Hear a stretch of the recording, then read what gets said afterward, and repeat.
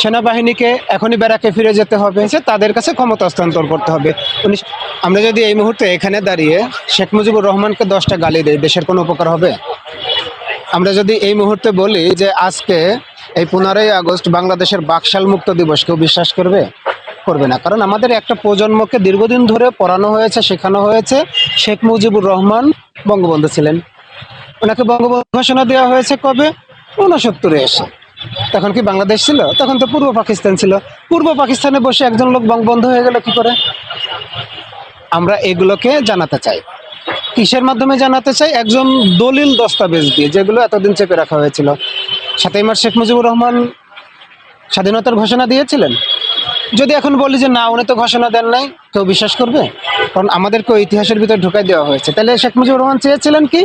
উনি তো 70-এর নির্বাচনে আওয়ামী লীগ সংখ্যাগরিষ্ঠতা পেয়েছিল, উনি 4টা শর্তই দিয়ে দিয়েছিলেন। সেনাবাহিনীকে এখনই ব্যারাকে ফিরে যেতে হবে, যে হত্যাকাণ্ডটা সংগঠিত হয়েছে তার বিচার করতে হবে, জনগণের প্রতিনিধির কাছে, কি বললাম, জনগণের প্রতিনিধির কাছে, তার মানে আওয়ামী লীগ যে জিতেছে তাদের কাছে ক্ষমতা হস্তান্তর করতে হবে। উনি স্বাধীনতার ঘোষণা দিলেন? উনি 4টা শর্ত দিয়ে দিলেন, কিন্তু স্বাধীনতার ঘোষণা দিলেন না। উনি চেয়েছিলেন যে আমরা যে নির্বাচনে জিতলাম, এই যে আমরা প্রতিনিধি হলাম, এই প্রতিনিধির কাছে যেন ক্ষমতা হস্তান্তরটা করা হয়। আমরা এইগুলো মুখে মুখে বলতে চাই না, আমরা এইগুলো দলিল দস্তাবেজ দিয়ে আমরা নতুন প্রজন্মের কাছে জানাতে চাই। তাহলে স্বাধীনতার ঘোষণা কে দিলেন? 25শে মার্চ যখন বাংলাদেশের কালো রাত হিসেবে করা হলো, 26শে মার্চেও কেউ বুঝে উঠতে পারতেছিল না কি করবে।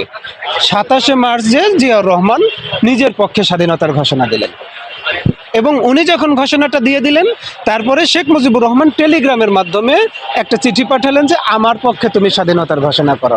এটার কিন্তু কোনো প্রমাণ নেই, প্রচলিত আছে।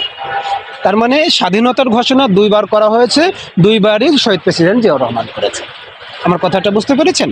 যদি আমাদের কথা বিশ্বাস না হয়, যদি আমরা এই ইতিহাসগুলো ভুল বলে থাকি, তরুণ প্রজন্মকে আমরা দীর্ঘ গবেষণার পর আমরা এই গ্যালারিটা করেছি। কেউ যদি ভুল প্রমাণ করতে পারে, এর আগে আপনারা দেখেছিলেন যে আমরা শাহবাগে স্বৈরাচারের দোসর যারা ছিল সবার ছবিটা নিয়েছিলাম এবং চ্যালেঞ্জ করেছিলাম, যদি আমাদেরকে কেউ ভুল প্রমাণ করতে পারে আমাদের বিরুদ্ধে লিগ্যাল নোটিশ পাঠান। কেউ একটা লিগ্যাল নোটিশ পাঠানোর সাহস পায় নাই। আজকে আমরা 1901 সাল থেকে শুরু করে 24 পর্যন্ত বাংলাদেশ কি ছিল, বাংলাদেশ কোথায় এসে দাঁড়িয়েছে, ভারত আমাদের জন্য কি কি করেছে, পাকিস্তান কি করেছে, ব্রিটিশ কি করেছে, আমরা প্রমাণ সহ উপস্থাপন করেছি। এটা স্বর্ণের থেকেও দামি, হীরের থেকেও দামি কিছু দলিল দস্তাবেজ আমরা এখানে উপস্থাপন করেছি।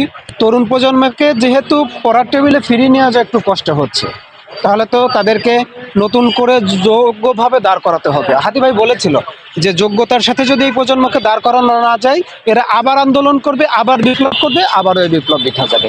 এজন্য আমরা তরুণ প্রজন্মকে স্বল্প সময়ের ভিতর আপনাদের মাধ্যমে জানাতে চাচ্ছি বাংলাদেশের মূল ইতিহাস ঐতিহ্যটা আসলে কোথায় ছিল, বাংলাদেশের মূল স্বাধীনতাটা কোথায় ছিল, স্বাধীনতাটা কে হরণ করেছিল।